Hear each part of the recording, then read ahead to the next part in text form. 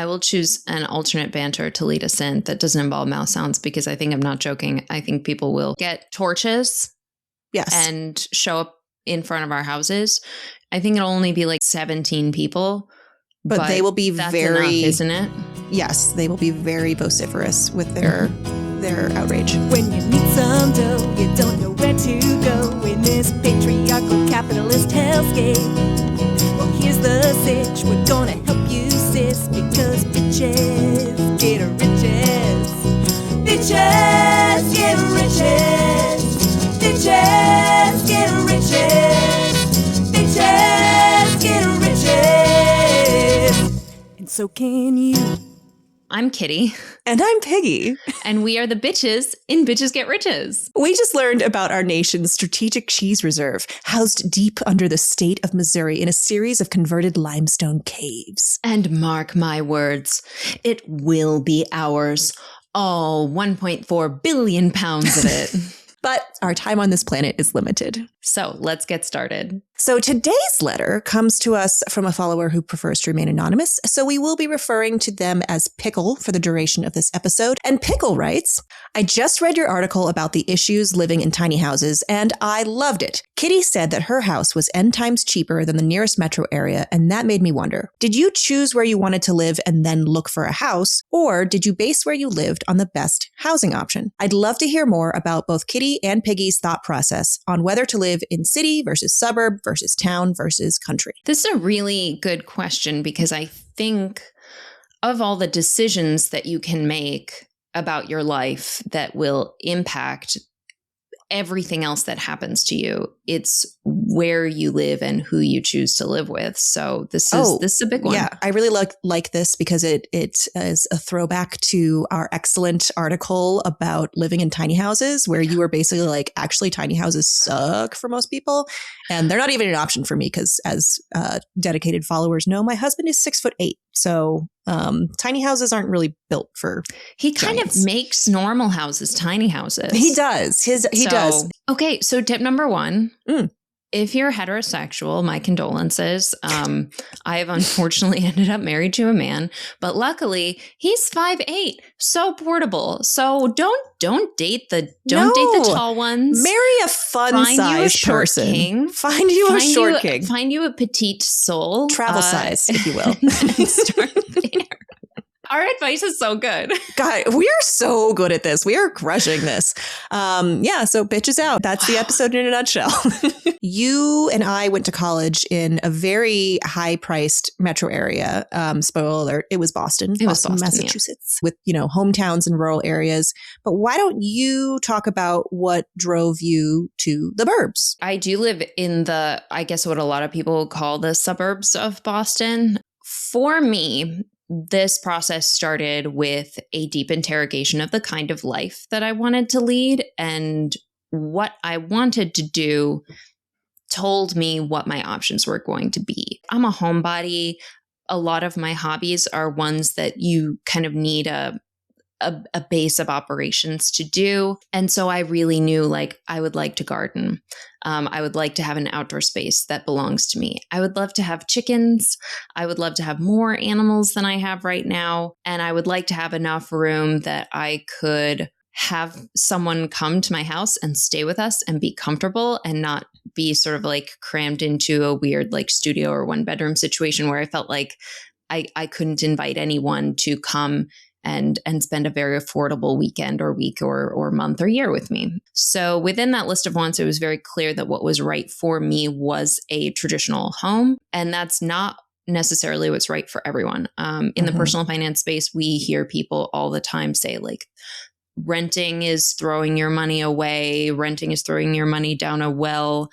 From a certain perspective, that is true. But throwing your money at a brick and mortar single family ranch, if that is not the kind of lifestyle that you want, that's actually throwing money away. So it's traditional wisdom that's it's sort of true, but it's Some people love to travel. Some people love to be digital nomads. Some people want to live their life in a state of preparedness for greater change. Some people have anxiety and they don't want to deal with things like, I have an ice dam and I didn't even know what that was. And now it's on me to fix it. Like there's a lot to be said for, there's a lot of pros that should come from renting or living with family or other less traditional arrangements. So, but for me, I wanted a house. Yeah, I don't blame you. And I do want to say, like, between the home you grew up with your parents or whoever was taking care of you as a child and the adult home that you stay in long term, like there is an intermediary time when you are living either in college housing and then like a shared apartment where you are not going to be in the like perfect ideal spot. And that's okay. In fact, it's more than okay. Like that time that I spent living in shared housing with my peers before my husband and I like bought our house, that time was when I realized what I wanted. That time trying stuff out, experimenting. You need to, live within your means, but also like try different stuff out, move around. Do not be afraid to leave your hometown or go somewhere you've never been. That's actually what my husband and I did. After college in Boston, we moved out to Colorado with a group of other young folks who worked for the same company as my husband. And like one of them was a little bit older and she had money set aside for a down payment on a house. So she bought a house in Colorado and was just like, hey, if you guys want to like try this out, like I'll rent bedrooms to you for like dirt cheap. And we can all just like pile into this house and like try to start our careers in Colorado. And that's literally what we did. There were 7 people and 2 dogs in this house. We had very little privacy. We had very little personal space, but it was great because we realized, here we are living in the suburbs of Denver. We don't really like the burbs. We prefer to live in the middle of the city where there's a little more action, but we do like living in Colorado because we are the outdoorsy, crunchy granola types. But yeah, we didn't buy a house for another 8-9 years after that. But that experience of living in our little hippie commune with our friends really gave us the flexibility and the savings to figure that out for ourselves. I have always been someone who has a drive to like pick up and go somewhere brand new, like every 10 years. I get like an itch inside of me where I want to go. So after finishing school in Boston, my plan was to go somewhere else. And I had a town picked out based on the research that I had done in terms of like, here's the kind of lifestyle I want to lead. Here is the job that I think I could realistically get and what its salary is. And here are places where I could get those jobs that would kind of all feed into this general lifestyle and budget that I have in mind. And I went there and visited for like a week and just like kicked around on my own. And I realized this would be an amazing town to retire in, but it is not the right place to be in my 20s. There are just not enough people who are my age. And I think in the long term, I would end up feeling fairly lonely. I then started seeing this guy. Wait a minute. And so my husband, he's an introvert. He spent a lot of his formative years feeling fairly lonely, fairly depressed. Hey guys, if you're depressed, get your thyroid checked. It might just be your thyroid. It was just his thyroid. Who knew? My poor little boy. Wow, the wonders of medical science. Yes. So he had experienced a lot of loneliness, and he had finally made this powerful group of friends in the Boston area. And when I talked to him about maybe like going somewhere else and saying like, I feel like I struck out on my first choice. So I'm open. Like if we're going to be together, we could go anywhere. We could go anywhere together. And he felt very strongly that he wanted to stay in Boston. And I know that it was because he was worried that I made friends once. Why would I walk away from this? Like, why would I leave? I finally like found my people. And if I leave, I will never find my people again because they're here. And my perspective as someone who had picked up and moved before was that if you've made friends once in your life, you are a person who can make friends again. It might take a little bit more effort to get started, but if you could do something once, that means you can do it again. But it just he did not feel ready. And I was like, you know what? I actually like you. You bring more positives. You bring me closer to the lifestyle that I wanted than the idea of picking up and going somewhere else. So I will stay in the Boston area. And that is why my cost of living is so high. God damn it. I was really lucky in that I moved out here with a group of people, like besides my partner. Yes, like we had like a whole passel of young people our age, and then like was able to meet more young people our age. Not everyone makes friends easily. I don't want to diminish the idea of like, you know, moving somewhere for community or staying somewhere for community or like, you know, going nearby for community. But I also want to challenge people, whether you want to live in the city, the country, wherever, like, there are all kinds of people everywhere. And I often have found that the people who are tiny blue dots in a sea of red, or people who are, you know, creative free thinkers in a sea of, whether Episcopal churches, you can say it. Yeah, thanks. I was gonna be like Bible Belt weirdos. Yeah, like you can find and build your own community anywhere. So like, don't be afraid to try somewhere. And also, that leads me into my next point that you brought up, which is cost of living. Because, and wouldn't you know it, the places, I'll just say it again, the fucking Bible Belt, it generally has a lower cost of living. Like we have relatives in Oklahoma who have a house 10 times the size of ours and like for half the cost. And that's because no one wants to live in fucking Oklahoma. But I would say, like, don't discount those areas that have a low cost of living. Again, you can find something to love about just about anywhere. And you might find living there like, hey, having this lower cost of living and like creating my tiny community of weirdo, creative, progressive people, that really means a lot more to me than living in, you know, New York City and literally chopping off an arm and or a leg every time you have to pay rent. I like that idea. I will say, like, if you have this idea that like I'm going to go to the place that has the climate that I want, or the cost of living that I want, or something that's like pretty fixed, and you're like, I believe in myself. I can make the social stuff work. Rent. Go rent, and give yourself a time frame of like, I need to feel like I have 5 close friends within a year. Otherwise, I need to bounce and try somewhere else. Like, don't just go pick up and buy somewhere, because that is a huge investment. And that is going to set the next several years of your life. And trying before you buy is if renting is technically less advantageous, or the timing would be better if rates are favorable now and they might be like, no, just, it is always better to know that you are going to enjoy the place that you live. As in romantic relationships, so in your place of living, try before you buy. Yeah.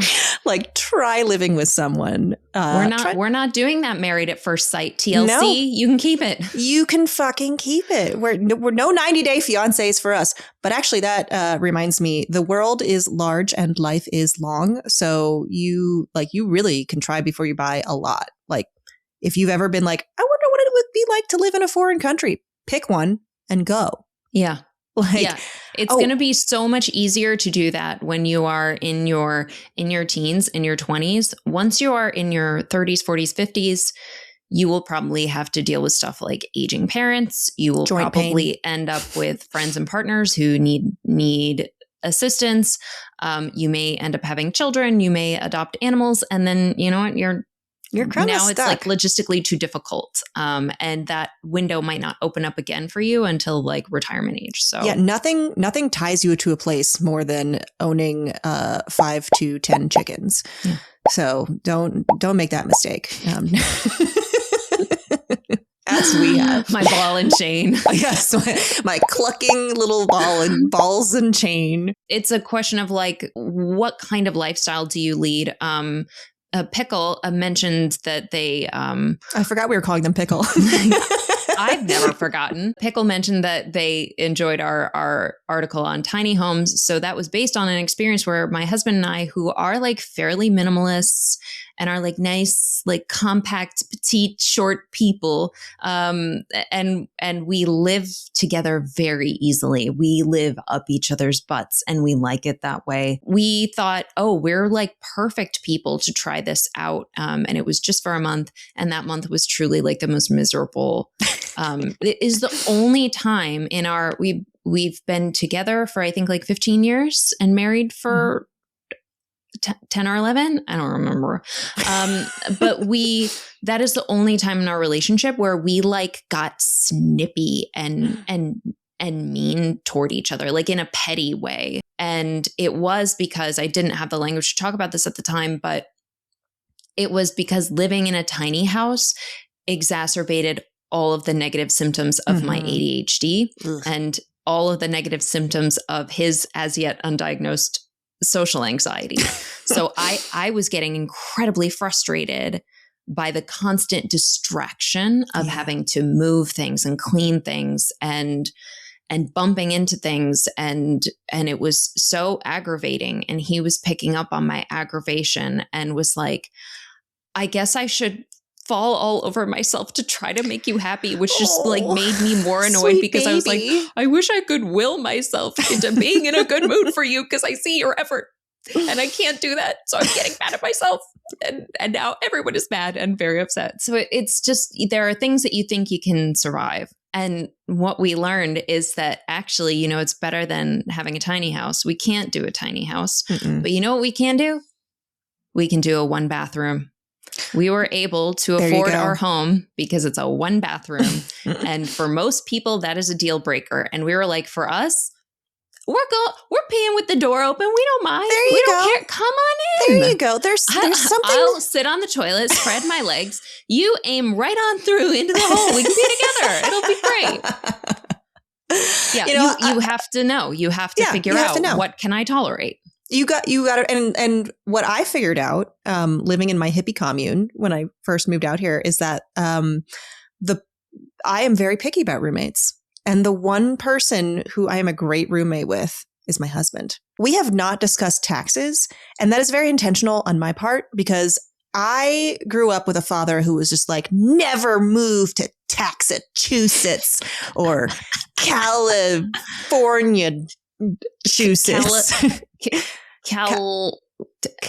Taxafornia.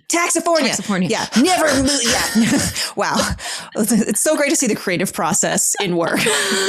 Anyway, my dad's a libertarian. Who knew? But I have found that taxes, as we have said before, are merely the membership fee for membership in society. And, moving from Boston to Denver, the cost of living did go down quite a bit for me in 2009 because nobody had really discovered Denver yet. Now Denver's really caught up to Massachusetts, and we have I would say middle of the road taxes. I could move to Wyoming and pay a lot less in taxes and probably still have most of the same climate and outdoorsiness and lifestyle, except, there's no giant cities in Wyoming, but I won't do that because I like the things I get from taxes more than I like having that extra money. I like that I can go to very nicely manicured parks, that I have dog parks and play areas for my dog. I have roads and public transit. I have bike lanes. I've got bike lanes. I have city-sponsored summer concert series. I have a great public library. Listen, I could go on. And clearly I would, because I like the things that I pay for with my taxes. Absolutely. So some people in the personal finance space will go on and on about white male libertarians. What? Mostly live in Vermont and Colorado. Bros. Sorry. I have contempt for others in my throat. No, this is so extreme for me. I completely agree. Actually, this year, my state of Taxachusetts, they have a ballot measure this year that basically says, would you like us to lower your tax rate across the board by 1% this year? And I plan to vote against that. I would like for my schools to be funded. I love the amenities that I get from living in my state. The amenities that I have here are so well worth the small amount of property taxes and sales taxes that I pay for it. Things like keeping our roads clean, keeping our water supply clean, but also like things that you only get to discover when you're living there, like they stock all of our local ponds with rainbow trout. And that's great because it makes me feel like an accomplished fisherman when in fact I am not. They have great programs at our library where there are libraries of things and there are museum passes so that people from low-income households can afford to take their kids to a science museum for a day.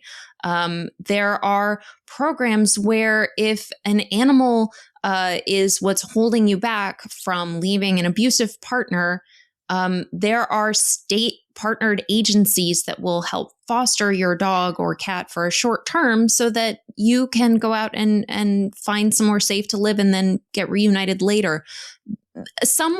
A robot comes, a little robot Zamboni comes and clears the snow out of my sidewalks. What? And I would pay like all of my property taxes just for the delight of that. Well, alone. that has not made its way to the Wild West yet, but it is really something. I completely agree with you. I think that it's a question of what amenities you have. The role of taxes is so vastly overstated in the personal finance space. And libertarians, your time is over. You had your cute moment in the early aughts, but we're done with all that has now. Begun. I also I don't know if anyone's looked at their tax return recently, whether or not you got one, but the federal tax is so much more than the state tax. Yeah. And the county tax and the city tax, depending on where you live.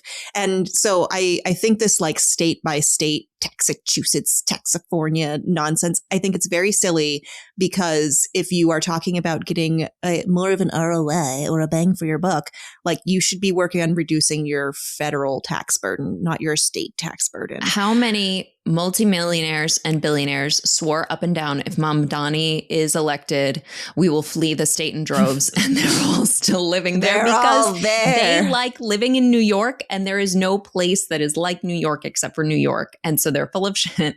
Yeah. Amenities are usually amenities, climate, community.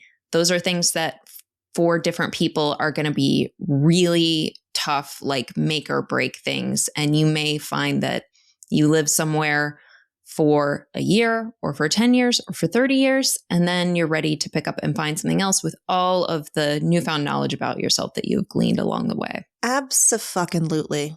Let's see. Is there anything critical that we haven't touched on yet? Ooh, I can think of a big one. Mm-hmm.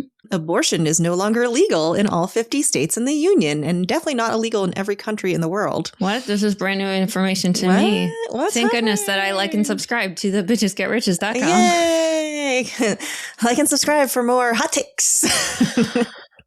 Yeah, no, this is actually very critical. I would never, no matter the cost savings, I would never, ever, ever live in a state that did not actively protect my right to an abortion, because raising a child is a multi-million-dollar process. And I'll be damned if anyone will force me to spend my one wild and precious life doing something that I don't feel called to do. It is also completely strategically logical while you are a younger person, if you are deliberately not planning a family, or if you are deliberately planning a family, go and live in an expensive, nice ass blue state with great amenities. And then maybe when you're older and it's less of a top priority, that's not ideal, but you will have that option. And when you get to that point, you can make that determination. But I think in my experience, the number one reason that people move who like their homes and like their communities and like the state and town that they live in is because they want better amenities. They want a better school for their kids is like usually the number one. So yeah. No, I think healthcare and there's probably something outside of our personal understanding because our experiences are not universal. So I'm sure there is some healthcare consideration or some amenity that we are not thinking of that is very important to someone. Yeah, actually, I can talk a little bit on this. So I have an autoimmune disease. What? Which one is it? Oh no. It could be any of them. They don't know yet, but they're like, you've definitely got at least one. So we are in the process of determining that. But there are so many people who commute in to see doctors in Massachusetts from as far as like an 8-hour drive. We have an amazing healthcare system in this state, and it is a destination. So either as you get older and you might have more healthcare costs, living somewhere that has a good hospital system is totally recommended.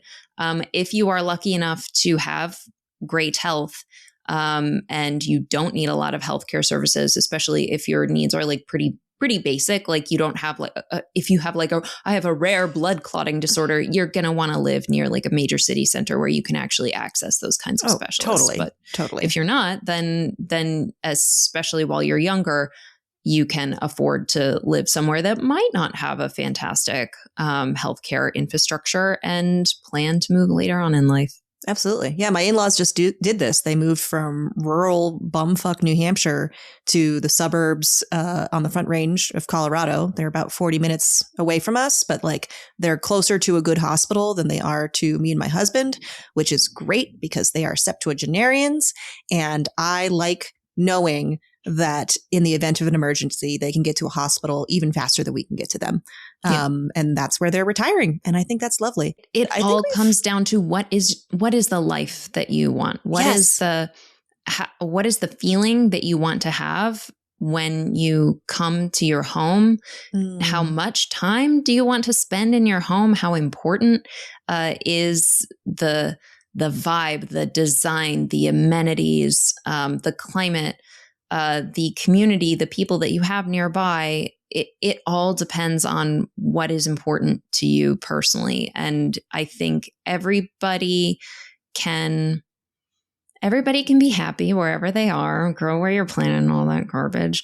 But it is so much easier to be happy and fulfilled if you live somewhere that doesn't feel like you're starting each day sort of already in a hole and you're having to make your own fun, make your own community, scrounge up your own work. All of those things just minimize the amount of fun that you can have every day. So yeah. Life's about having fun. So try stuff out. Yeah. I love that. Are you good with that? I am good with that. Listeners, if you liked this show, here's how you can thank us. Please subscribe to our channel on YouTube. We are still a very, very new channel. In fact, we are still too small to monetize it by running ads. And we are 100% listener supported. We greatly appreciate the support of our Patreon donors, but we would love to extract a little wealth from the fat cats who run YouTube ads. So please help us get to that goal by subscribing and sharing our videos with someone you know who could use our big sisterly advice. Is there anything else they should know? Yes, I'm going to Iceland soon, and our stats tell me that we have like 9 Icelandic listeners. So if you live there, send me a DM so I can pepper you with questions about where to get the best hot dogs or whatever. And if you don't, I'll just have fun hunting you for sport. Well, good to know, I guess. You know you're a small-time celebrity when you stalk your own fans. Like, hey, I want to know, where are you? Where are you? You're the real celebrity. Do you think that I'm funny and smart? I want to sit down and get coffee with you so you can tell me. Tell me more about how funny and smart I am. Bitches out? Bitches out. Whee!